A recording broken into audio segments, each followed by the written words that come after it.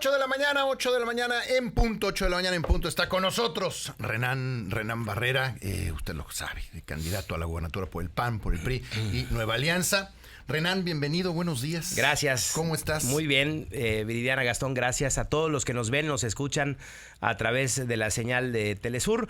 Pues muy contento, sí. 90 de 90. 90 días. Cumplidos al 100% con esta gran campaña que logramos hacer desde el día 1, el 1 de marzo que arrancamos en Tatsiú, un municipio claro. muy emblemático para nosotros y afortunadamente con una campaña que logró entusiasmar, que fue una campaña ordenada con propuestas que nos dio la oportunidad de poder recorrer todo el estado de Yucatán y escuchar, porque lo más importante para mí en una campaña, Gastón, por supuesto que es dar las propuestas, pero es escuchar las necesidades regionales, municipales, muy particulares de cada municipio que tiene su propia lógica y su propia dinámica, y en ese sentido, pues la verdad muy agradecido. Primero, lo decía yo ayer en mi cierre, que por cierto estaba extraordinariamente, 50,000 personas según los cálculos, se habían puesto 40,000 sillas, pero había hasta gente parada al final, y la verdad yo estaba muy emocionado porque, oye, vi gente con la que estudié la primaria que no veía yo hace 20 años, ¿no? Y que estaban ahí, oye, veníamos a apoyarte. Yo di gracias a Dios primero, ¿no?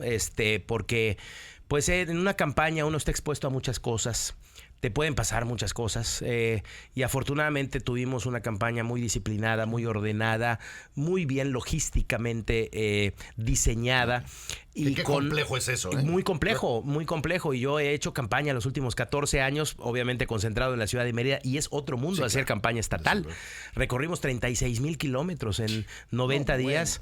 Y bueno, también, por supuesto, los eventos muy bien. No tuvimos una complicación, no tuvimos una problemática. Es que fue una campaña alegre, ¿no? Fue una campaña alegre, fue una campaña donde pude, reconfirmar que Yucatán es lo que es por su gente. Gastón, este pueblo tiene magia, tiene magia porque la gente que tenemos es maravillosa, y Yucatán es lo que es porque somos un espejo de lo que tenemos en los municipios del interior, de lo que tenemos en Mérida, gente noble, gente buena, gente dispuesta, exigente. Que además yo creo que lo más importante es que somos exigentes. Te premia y te castiga, ¿no? Entonces vivimos en un mundo, afortunadamente, donde ese es el esquema. Oye, haz las cosas bien, te va bien.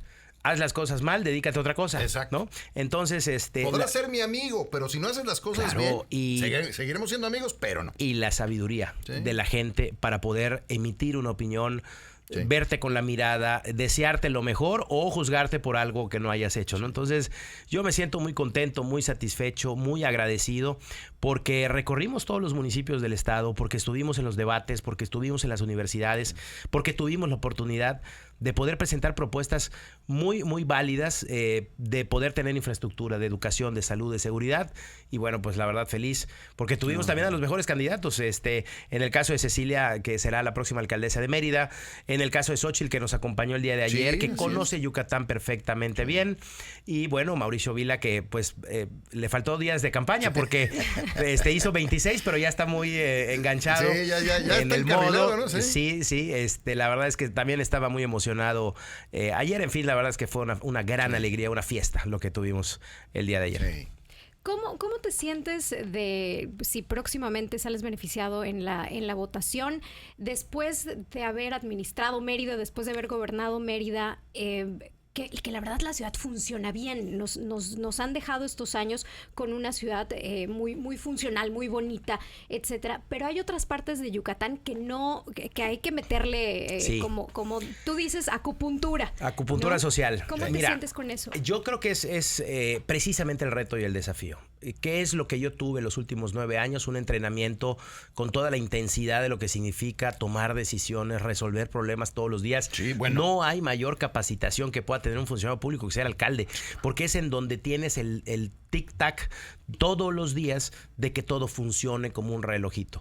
Todavía un gobernador, un presidente de la República, pues tiene tiempos más laxos, las cosas en territorio son responsabilidad de otros, pero un alcalde y más de 1 millón de habitantes, pues imagínate 9 años, la experiencia, lo que aprendí, cómo tomar decisiones, pandemia, inundaciones, huracanes, una primera administración que pasó del caos al orden, que me tocó recibir en ese momento.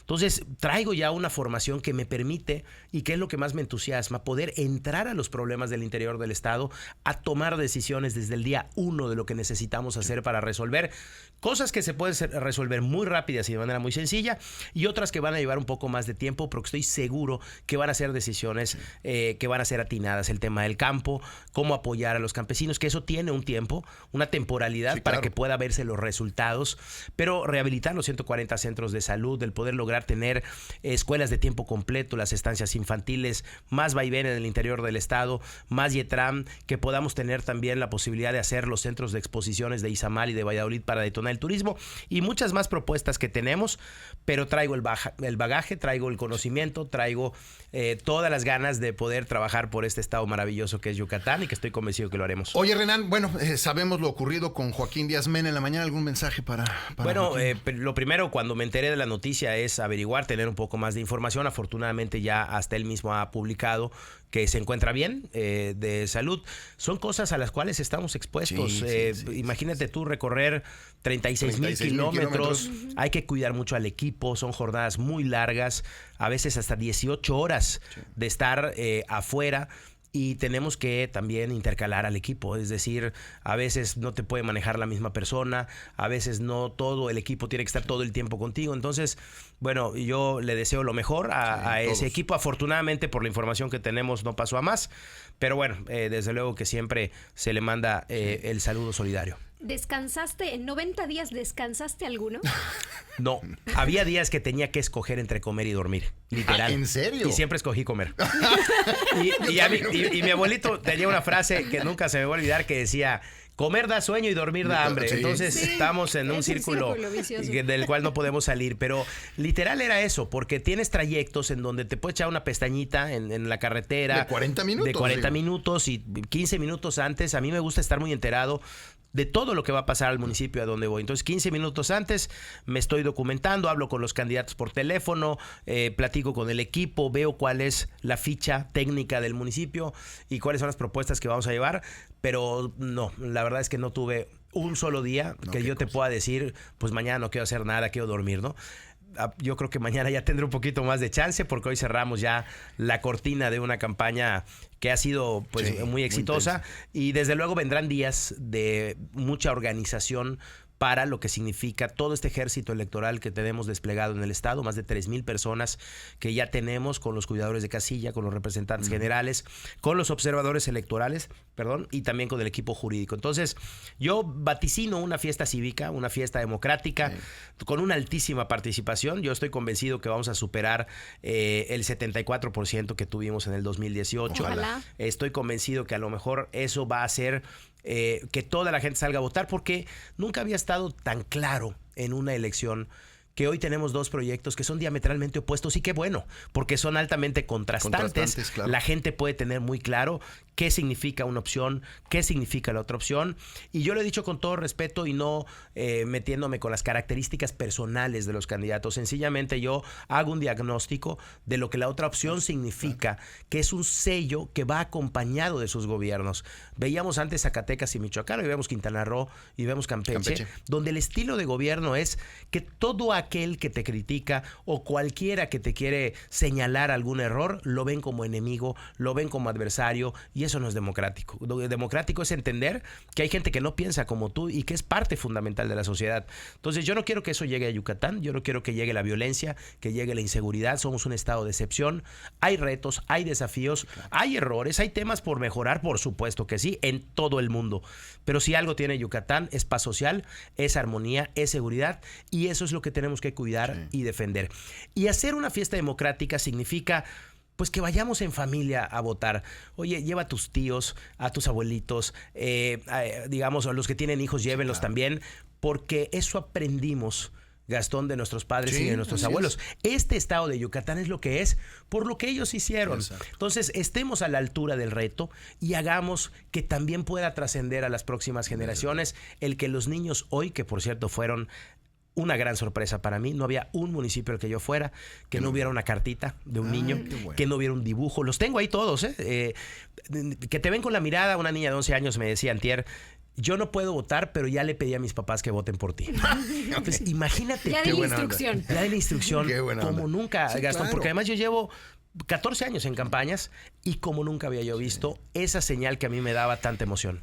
Renan, en estos 90 días, ¿qué descubriste de Yucatán que no conocías después de... ¿Hay algo que te venga a la mente que digas, madre, descubrí esto de mi estado? Pues mira, descubrí que hay muchos temas en donde con poquito los podemos cambiar. Ok. Es decir, estuve, por ejemplo, en los cenotes de Cuzama, que para los que no han ido, les invito a ir. Están organizados entre ellos en una cooperativa. Tienen un truck que te lleva a los 4 cenotes, claro. Sí. uno tras otro. Sí. Y me decía uno de ellos, ojalá que cuando sea gobernador nos ayude a construir una palapita para que podamos dar servicio de alimentos. Escuchar eso y ver que están en un paraíso donde con poquito podemos hacer que sea una maravilla turística, a mí lo que me da es descubrir que todavía falta mucho porque este Yucatán pueda tener todo lo que necesita, pero que estamos a un paso de poder conseguirlo. Es un ejemplo muy claro. Y luego las fileteras de Celestún. O sea, yo no sabía que había personas que así como están los pescadores en el mar pescando, en tierra están las esposas, las parejas, Okay. fileteando todo el pescado que va llegando, o un grupo de maestras que se organizó en un municipio donde están adoptando a los niños porque hay una migración tremenda, entonces no hay papá y mamá. Y están solos los niños con la tía o la abuelita. Entonces, hay casos muy prácticos que vamos a poder llevar a cabo, acciones muy concretas, pero para mí descubrí y reafirmé que Yucatán es un estado maravilloso por su gente. ¿Te preocupan los resultados de presidencia de la República? No, yo creo que tenemos, y por lo que he visto, porque me tocó ser candidato con Josefina Vázquez Mota, Claro. me tocó ser candidato con Ricardo Anaya y me tocó ser candidato con Xóchitl Gálvez y estoy sintiendo un ambiente muy favorable y muy diferente, en este caso a Xóchitl. Le voy a decir por qué. Porque en noviembre del año pasado, cuando hablábamos de los estados que podía ganar la oposición, de los 9 estados donde se juega la gubernatura, no veíamos los estados que hoy realmente están en competencia y que incluso con una tendencia favorable para el PAN, 9, para ¿no? la alianza. Son 9. 9. Sí, pero antes solamente se veía Yucatán y Guanajuato con Sí. posibilidades de poder ganar el caso del PAN. Pero ahora vemos Veracruz, ahora vemos Morelos, ahora vemos la Ciudad de México, que está altamente competida, ahora vemos también Puebla, y me parece, y Jalisco, que en ese caso, pues bueno, MC tiene un número favorable, pero me parece que cambió el Sí, escenario. el tablero cambió. El tablero Sí, cambió sí. y lo que hoy vemos es que en la elección del 2021 la oposición sacó más votos que el propio partido oficial, que es Morena. Entonces, si la gente sale a votar por encima del 65%, Xóchitl Gálvez va a ser presidenta de México. Interesante. Oye, Renan, regresando un poco a la experiencia que tienes, yo creo que tengo la impresión que lo más difícil de gobernar y administrar una ciudad, un estado, un municipio, son las políticas públicas, porque tienes que aprender a entender el problema y después aplicar una política pública que no necesariamente funciona a la Claro. primera.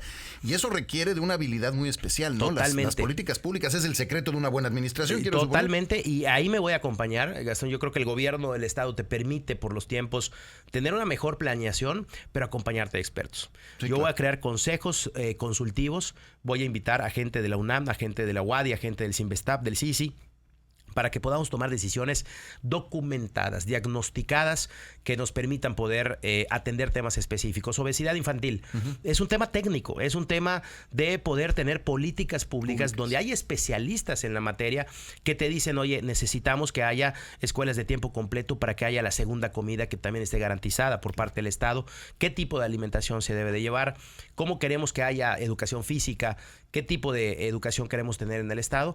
Todo eso lo estamos planteando en el proyecto de gobierno, pero además tiene que ser articulada, porque luego hay una instrucción o una política pública que no viene acompañada de las facilidades para que esa política pública pueda ser. Yo te pongo 2 ejemplos. El famoso quédate en casa. Nos encerramos en la pandemia, claro, era novedoso para todos, pero se convirtieron las clases virtuales.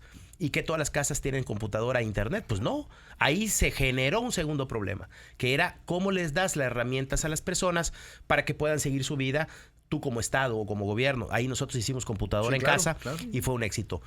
El otro es el famoso tócate, ¿no? Viene marzo, la fecha de tener que revisar el tema del cáncer de mama. Una mujer, madre de familia, que trabaja de lunes a viernes y que cuando sale de su chamba sigue trabajando como mamá, ¿a qué hora va a tener el tiempo de poder darse el lujo de ir a checarse médicamente, si sábados y domingos también esa mamá.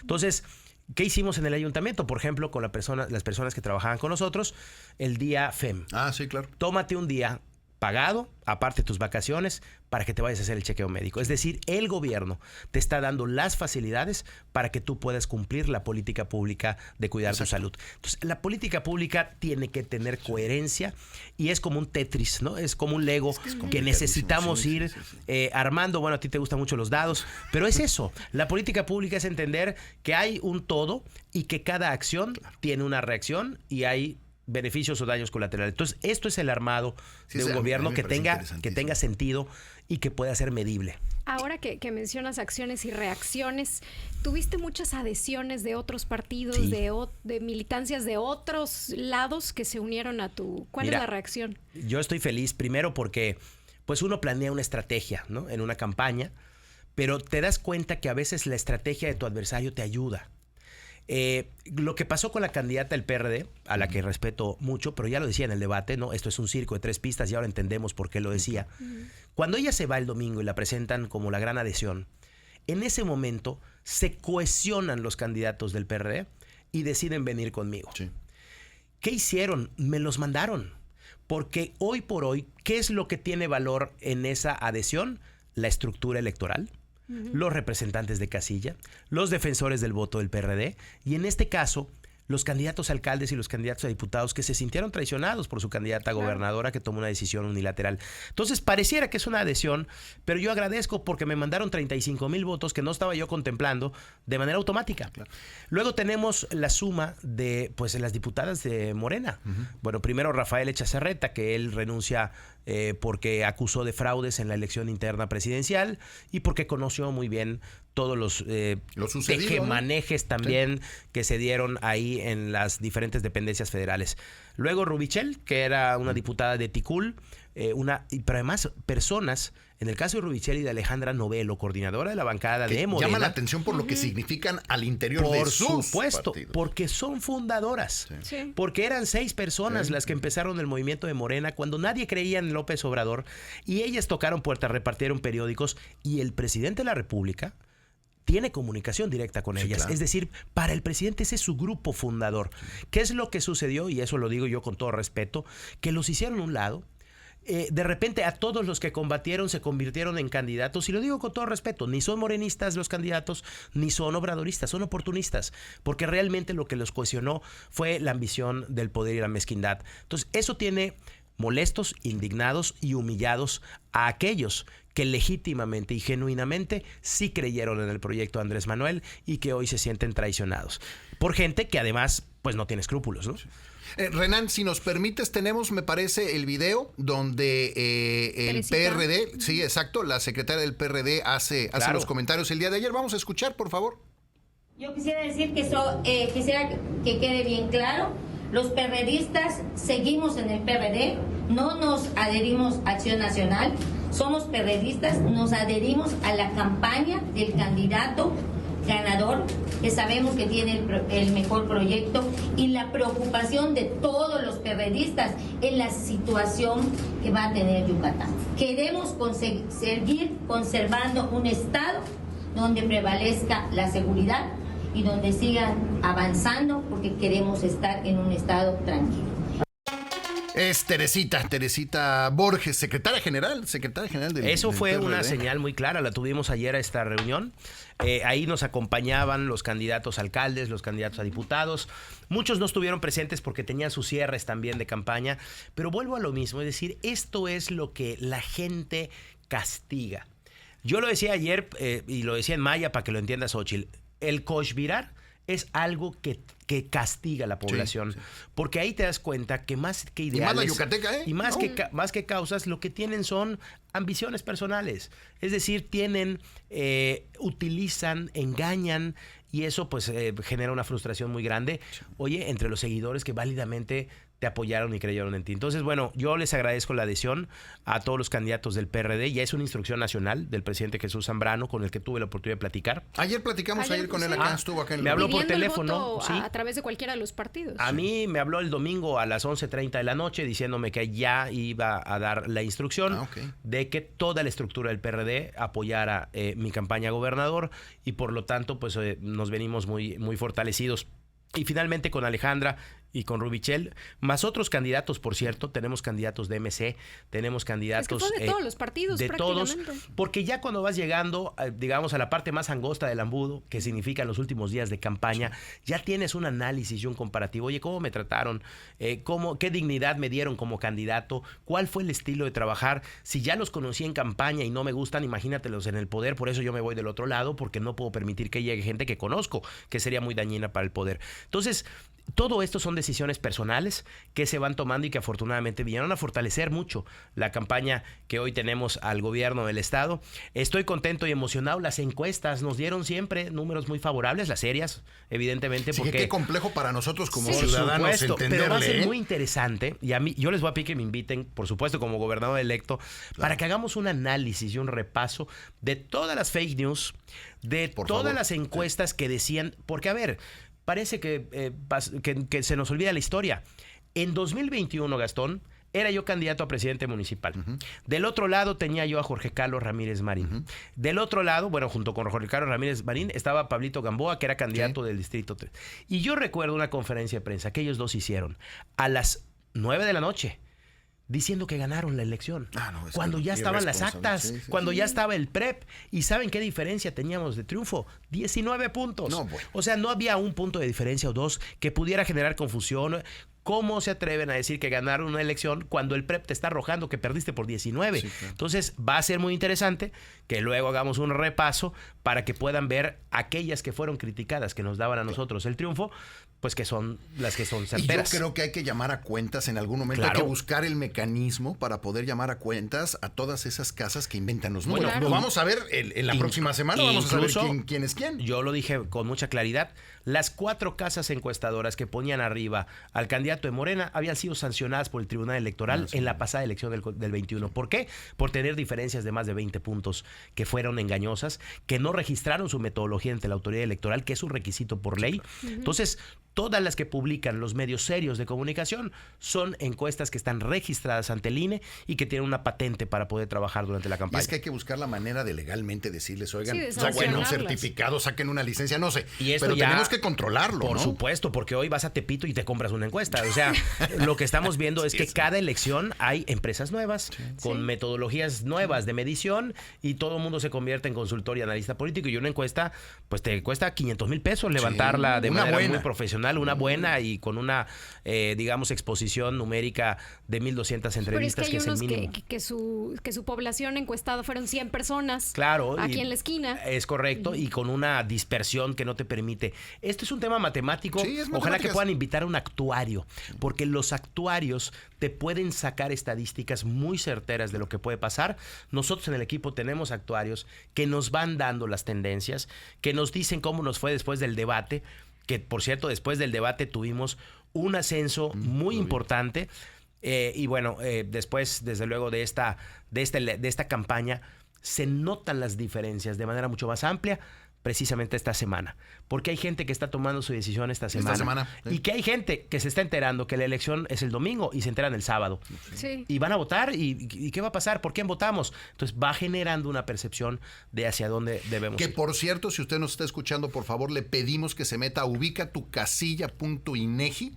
Para que ubica tu casilla yo les .ine.mx. insisto con el INEGI, .ine.mx, porque hay redistribución y hay algunas que ya no vamos a votar donde antes votábamos. Es correcto. ¿No? En mi caso, yo voy a votar en el fraccionamiento Montecarlo, alrededor de las 10 de la mañana, ahí por Altabrisa, frentito al Parque El Triángulo. iba yo a decir que cerca de una tienda de conveniencia, pero hay 100,000 tiendas de conveniencia de esa marca. Entonces, sí, nomás nos va a les vamos a confundir. mandar la geolocalización. Sí, por favor. Para que nos acompañen en este proceso de votación y empecemos a checar todos nuestros detalles, ¿no? Saquemos nuestra INE, Sí, por guardémosla bajo llave, por favor, Sí. no venderla, no dejarse chantajear, que no les digan que si votan por uno u otro pierden apoyos sociales. Ya estamos grandes, ¿no? Para poder entender que en una elección somos libres de poder decidir. Y bueno, no esperemos un beneficio temporal un domingo a cambio del voto por tener que hipotecar el futuro de nuestros hijos 6 años, ¿no? Ahora que mencionas cuestiones técnicas, ¿cómo eliges a tu equipo? O sea, quienes van a estar a cargo de las diferentes secretarías o direcciones o demás, ¿cómo se elige esa gente? Mira, es el primer trabajo de mucha reflexión. Primero porque a mí me gusta estar acompañado de gente que le sepa, que haya tenido experiencia, que haya dado resultados, que tenga un reconocimiento del sector al cual se va a dirigir. A veces pareciera que necesitas que un doctor sea secretario de salud y no necesariamente. A veces crees que necesitas a alguien que se dedique a la pesca en la Secretaría de Pesca y no necesariamente. Es decir, hay que saber rodearse. Primero, entender quiénes son las personas más calificadas y qué compromiso tienen con Yucatán. Porque a lo largo de 9 años he tenido personas maravillosamente calificadas, pero que a veces no tienen el compromiso al 100% o viceversa. Están súper comprometidas, pero no tienen los conocimientos para hacer un gran trabajo. Entonces, tienes que equilibrar las cosas. Afortunadamente me he rodeado de un equipo. Por ejemplo, en la primera administración yo me enteré de quiénes iban a ser mis directores, o los conocí más bien, una semana antes de tomar protesta. No conocía yo a la mitad de mi gabinete, sencillamente yo le hablaba a la Facultad de Arquitectura y decía, ¿a quién me recomiendan para que sea mi director de desarrollo urbano? Pues mira, tenemos estos 4 que son extraordinarios, que le saben al tema de desarrollo urbano, de planeación, mándenmelos, los entrevistaba yo, luego sondeaba con otros expertos en la materia y terminaba yo tomando la decisión. Pero así como ese caso, varios. Y bueno, muchos de ellos me acompañan hasta la fecha. Así que tengan la seguridad de que el gabinete próximo del gobierno del estado será gente calificada y comprometida con el estado y sencilla, que atienda a las personas. Yo hacía Miércoles Ciudadano para atender a la gente, pero también para que me acusen a los directores que no atendían a la gente. Entonces, cada semana estaban todos corriendo para atender sus pendientes y no faltaba la señora que me decía, oiga, alcalde, ese director que está allá sentado lleva una semana pidiéndole cita y ni me contesta el teléfono. Oye, director, ven acá. Venga para acá. Entonces, hay que estar en una dinámica permanentemente de atender, de resolver y de siempre respetar, que eso es lo más importante. Que nadie se le suba por ser secretario, por favor. Renan Barrera, última pregunta y ya te liberamos. La familia, ¿cómo está? ¿Cómo se Muy siente? bien. ¿Cómo está el humor dentro de la familia? Muy los bien, niños? pues mira, un poquito de reclamos por la falta de tiempo, Sí, ¿no? claro. porque he estado muy ausente. Me pude escapar. Bueno, pero tu esposa Diana ha estado también ayudando, ¿no? Sí, La he ha visto tenido en actividades, muchos pero eventos. pues en el caso de los niños, por ejemplo, me he tenido que escapar de algunas actividades de campaña para ir a un festival, ratito, ¿no? para Sí, ir a claro. la presentación de un examen de mi hijo, para ir a un partido de fútbol. Muchas cosas he dejado de hacer también durante estos 90 días. Pero siempre están echándome porras, ¿no? Me bailan la canción de Renancito, me echan porras. Yo no quise que vieran el debate, creo que se los llegué a decir. Sí, nos lo porque, contaste. pues, están muy chicos y yo creo que a nadie le gusta ver que le digan cosas feas a su papá, ¿no? Pero les llegaron spoilers. Les llegaron spoilers y me dijeron, papá, felicidades, ganaste el debate. En fin, Qué estoy bonito, ¿eh? muy contento. Creo que estoy en los mejores años de mi vida para entregárselas al Estado. 45 años con una experiencia pues muy importante y la familia acompañándome, que es Eso fundamental. Es valiosísimo. Así es. Pues no nos resta más que agradecerte el que hayas aceptado venir en varias ocasiones aquí. Nos No, da muchísimo gracias. gusto y tú lo sabes. Lo decíamos cuando dejabas la alcaldía era el reconocimiento que te hacíamos como gobierno de que absolutamente nunca te metiste con la libertad de expresión. En ningún momento nadie de tu equipo ni tú nos dijeron, oye, no le vayan a preguntar esto a nunca. En todos estos años que he trabajado, y yo creo que es un reconocimiento que es válido y es importante decirlo, absolutamente nunca ni tú ni tu equipo han pretendido siquiera que nosotros modifiquemos algo de lo que sea que pensamos decir. Nunca nos lo han preguntado. Así es. Con eso yo creo que es muy valioso. Eso es algo que pues también la gente que está dedicada a los medios de comunicación puede tener esa tranquilidad, ¿no? Que yo desde el poder, porque ya estuve 9 años, jamás di una línea editorial, nunca hablé para reclamar. Nunca huí a la prensa porque yo estaba expuesto a la prensa todos los días y los chacaleos con la prensa era pues con el medio que llegara. Me iban a entrevistar. ¿Ya a todos les contestabas por igual? Y fui a muchas entrevistas en estudios, telefónicas, en fin. Yo respeto mucho la libertad de expresión, disfruto estar con los medios, creo que hacen un trabajo extraordinario.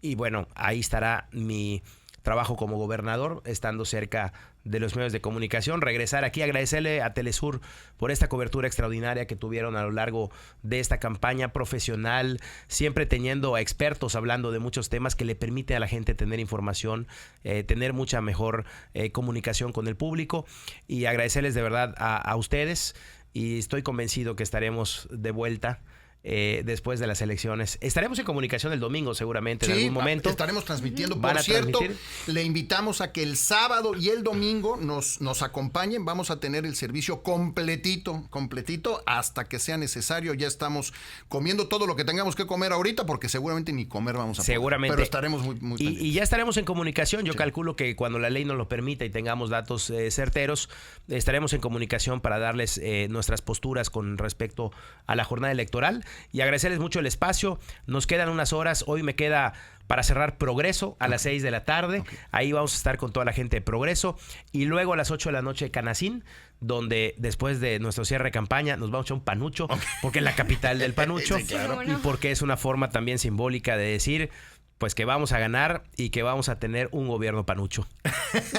Renan Barrera, Concha, éxito. Gracias. Muchísimas gracias. Gracias, Viridiana, muchas gracias. No, Gastón, a todo el equipo, muchas gracias y nos vemos pronto. Mucho éxito y ojalá puedas dormir próximamente. Así es, lo merecemos todos. Ya casi. 8 de la mañana, 31 minutos. Renan Barrera, Concha. Nos vamos a un corte, regresamos.